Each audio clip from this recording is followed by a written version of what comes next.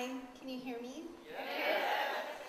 So that intro is supposed to say something about how, I don't know how to adjust a microphone, but how I was inspired to tell a story because I love the Moth podcast. I don't know if any of you have listened to the Moth, but it's a show that features people telling true stories about their lives without notes, live, all of which I'm going to do right now.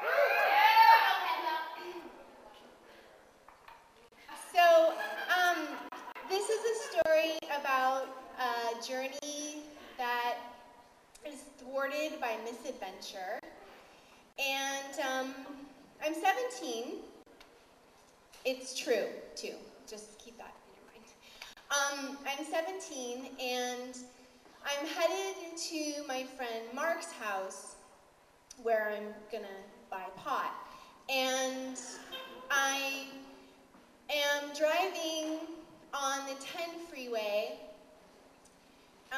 In my parents', on this particular day, I happened to be driving my parents' Cadillac sedan DeVille. It was a beautiful car. It was white with one of those faux hardtops. It was Merlot with leather interior to match. And it was the fanciest car my family had ever owned. Everything in it was like tip-top shape. Everything was power, power seats, power locks, power windows. And it was the perfect teenage stoner car because nobody expected me to be driving it.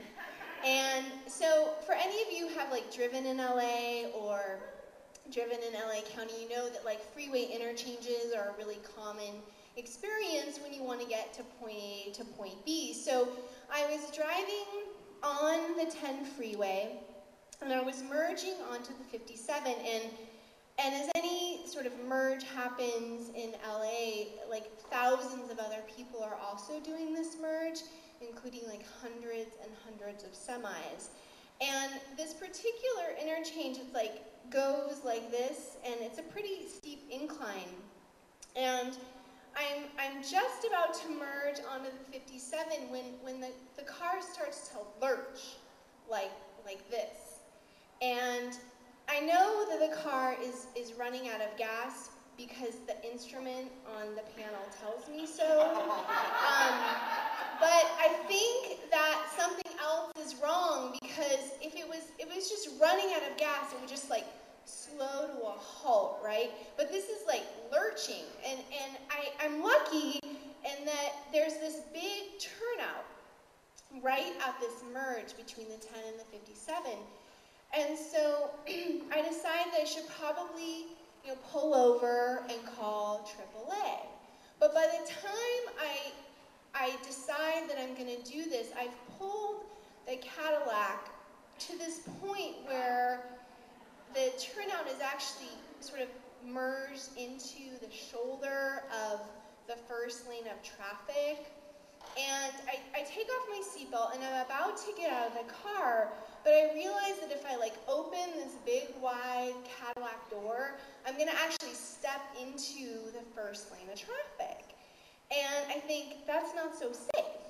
So I decide that I'm going to back the car up, and I'm going to sort of move it over a little bit. That so when I when I get out, I'm closer into the turnout and closer to the call box. So what happens next is a little bit fuzzy after all these years. I don't know if it has anything to do with the pot, but so I turn on the car, and some things happen, and what exactly happens I can't remember, but the car essentially dies, and the key is stuck in the on position, and everything in this car is power. So I'm frantically doing all these random things, and the key locks in the on position, the steering wheel locks, and the power brakes fail. So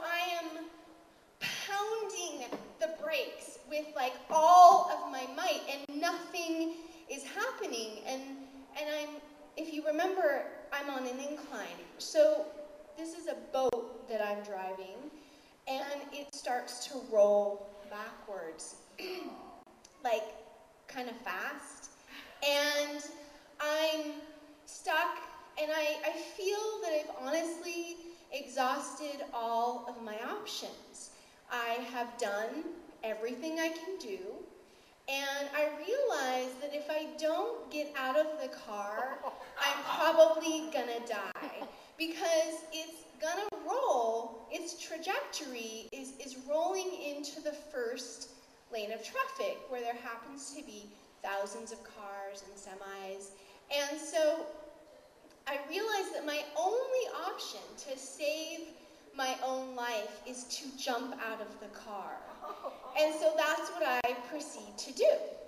So I open the door and I leap from the car. Now sort of imagine a baseball player stealing home base, how they sort of put their hands out and slide in. Well, that's what I do on the 57 freeway. I open the car door and I leap from the driver's seat. But instead of wearing a baseball uniform, I'm wearing a pink tank top knit mini dress and tan Birkenstocks. And so I have my hands out and I leap forward and I slide onto the asphalt, and I do it perfectly somehow, so it's far enough that the tires don't roll over my feet, and just short enough that I'm actually not jumping into the first lane of traffic. Because remember, I didn't actually move the car from my first point of danger. I was still essentially there, and I tumble a few times, and as I'm tumbling, the car door grazes my face like that. And my first adolescent thought, in my brain, is, that is so fucking MacGyver! And then I realized that just because I'm safe, other people aren't safe, because my car is still rolling out of control on the freeway. And so I stand up, and I'm in total shock at this point. And all I can do, I'm just paralyzed with fear, is I'm holding my hair in my hands, and I'm like, oh my God, oh my God, oh my God, my parents are going to kill me, oh my God. And I'm not a religious person, but divine intervention happened that day, because out of nowhere, the car, which was headed directly into the first lane of traffic, does this huge left turn, and it has so much momentum by this point that it heads up an embankment, the hillside where the turnout was sort of next to, and it rolls a few feet and it stops.